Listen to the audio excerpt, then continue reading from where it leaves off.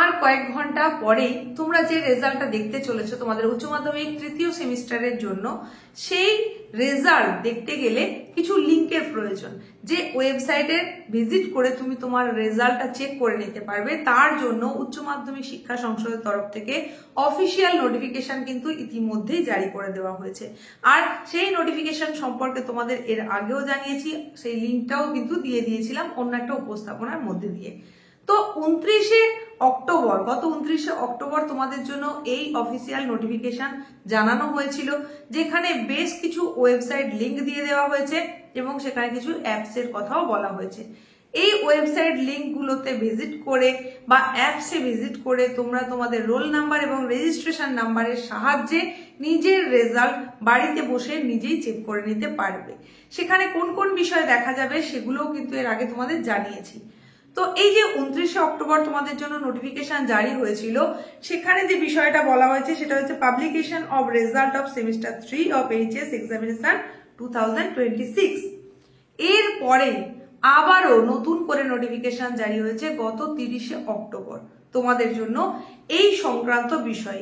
তাহলে সেখানে নতুন কি রয়েছে, আবার কি জানানো হলো, আর সেখানে বিষয়টাই বা কি তুলে ধরা হয়েছে, কি বিষয় নোটিফিকেশন। বিষয়টায় বলা হচ্ছে corrigendum notification regarding publication of result of semester 3 of HS examination 2026, মানে সংশোধনী নোটিফিকেশন।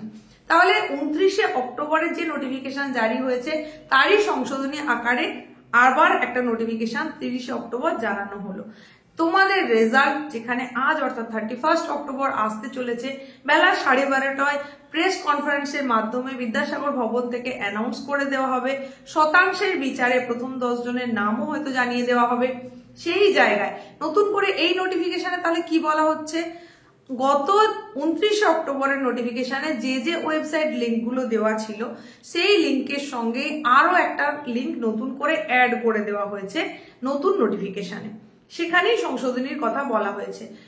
একটা টাইম যখন তোমরা প্রত্যেকে রেজাল্ট চেক করতে থাকবে নির্দিষ্ট সময় অর্থাৎ 12:30টায় প্রেস কনফারেন্সের মাধ্যমে রেজাল্ট অ্যানাউন্স করা হলেও তোমরা কিন্তু দেখতে পাবে বেলা 2টোর পর।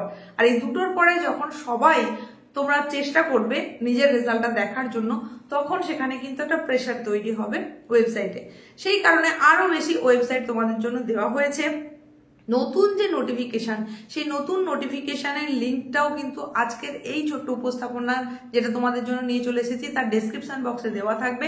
তোমরা সেখান থেকে দেখে নিতে পারো যে কোন কোন ওয়েবসাইট ভিজিট করে তুমি তোমার রেজাল্ট চেক করতে পারবে বা কোন অ্যাপস ভিজিট করে চেক করতে পারবে।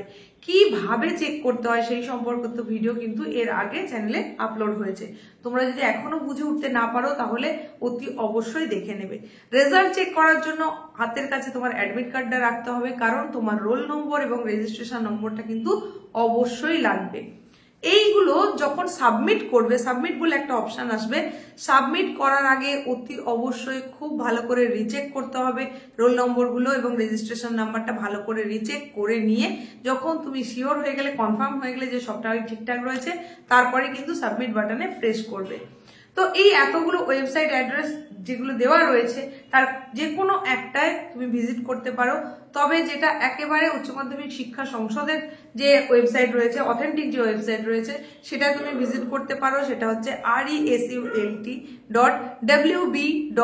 result.wb.gov.in, এটা করতে পারো। তাছাড়াও আদার্স গুলোতেও করতে পারো। তো তোমাদের প্রত্যেকের রেজাল্ট কার কেমন হলো, রেজাল্ট জানার পরে অবশ্যই জানিও কোন বিষয়ে কে কত মার্কস আশা করছো, সেটা এখন তুমি কমেন্টে জানাতে পারো। ইনফরমেটিভ যদি মনে হয়ে থাকে এই ছোট্ট উপস্থাপনা, তাহলে বন্ধুদের মধ্যে শেয়ার করে দাও, লাইক করে দাও, আর হাই পয়েন্ট এলে অবশ্যই দিয়ে দাও। প্রত্যেকের রেজাল্ট খুব ভালো হোক, অধীর আগ্রহে তোমাদের এই যে অপেক্ষা, সেই অপেক্ষার অবসান আর কিছু সময় পরেই হতে চলেছে।